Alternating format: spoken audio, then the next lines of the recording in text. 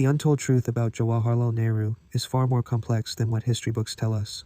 India's first prime minister wasn't just a freedom fighter who led the country to independence. His story has layers that many don't know.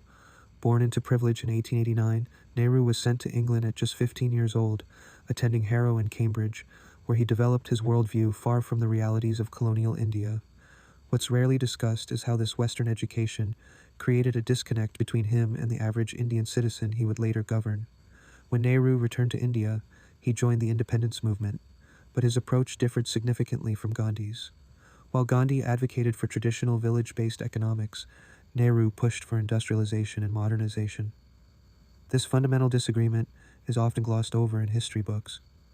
Their relationship was complicated. Gandhi called Nehru his political heir, yet they disagreed on India's economic future. Nehru's vision ultimately prevailed, setting India on a path of mixed economics that combined socialism with capitalism. What's even more fascinating is Nehru's personal life. His marriage to Kamala Nehru was arranged when she was just 16, and many historians suggest it was unhappy. After Kamala's death, Nehru developed a close relationship with Edwina Mountbatten, wife of India's last viceroy. Their letters reveal an intimate connection that went beyond friendship, though the exact nature remains debated. This relationship actually helped smooth India's transition to independence, as Nehru could communicate with the British administration through Edwina. Nehru's foreign policy decisions continued to be controversial.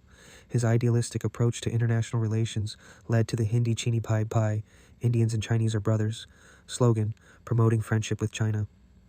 This trust was shattered when China invaded India in 1962, catching Nehru completely off guard. The humiliating defeat damaged his reputation and health. He never fully recovered from this blow, passing away 2 years later. His economic policies, while visionary, had mixed results. The 5-year plans and emphasis on heavy industry created the foundation for modern India, but also established a bureaucratic system nicknamed the License Raj that stifled entrepreneurship for decades. Nehru's socialist leanings meant state control over major industries, creating inefficiencies that later governments had to dismantle. What's rarely discussed is Nehru's approach to religion and politics. Though personally agnostic, he respected India's religious diversity while insisting on a secular state. This position made him unpopular with religious conservatives on all sides. His insistence on a uniform civil code faced resistance from Muslim leaders who wanted to maintain separate personal laws. This unresolved tension continues to shape Indian politics today. Nehru's handling of Kashmir remains perhaps his most criticized decision. As both Prime Minister and Foreign Minister, he took the Kashmir dispute to the United Nations in 1948, expecting international support. This decision effectively internationalized what could have remained a bilateral issue with Pakistan. The ceasefire line established then became the de facto border that continues to be contested today.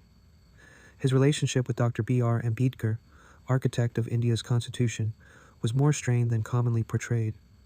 While they worked together, they disagreed fundamentally on how to address caste inequality. Ambedkar resigned from Nehru's cabinet over differences regarding Hindu code bills and economic policies. Nehru's legacy includes establishing democratic institutions that have survived numerous challenges. Unlike many post-colonial nations that fell to dictatorships, India remained democratic, largely due to Nehru's commitment to constitutional governance. He refused to become the authoritarian leader he could have been, despite immense popularity. His vision for education created the Indian Institutes of Technology and emphasized scientific thinking. Yet he struggled to implement universal primary education, focusing instead on higher education institutions that primarily benefited the elite. Perhaps most overlooked is Nehru's literary talent.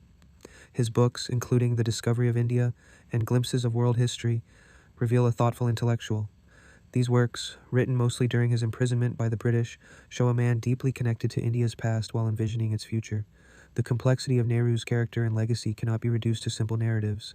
He was simultaneously a visionary and pragmatist, an idealist and politician, a westernized intellectual, and an Indian nationalist. His decisions shaped modern India in ways both positive and problematic. Understanding the full picture of Jawaharlal Nehru means acknowledging both his remarkable achievements and significant missteps, a nuanced view that history books often fail to provide.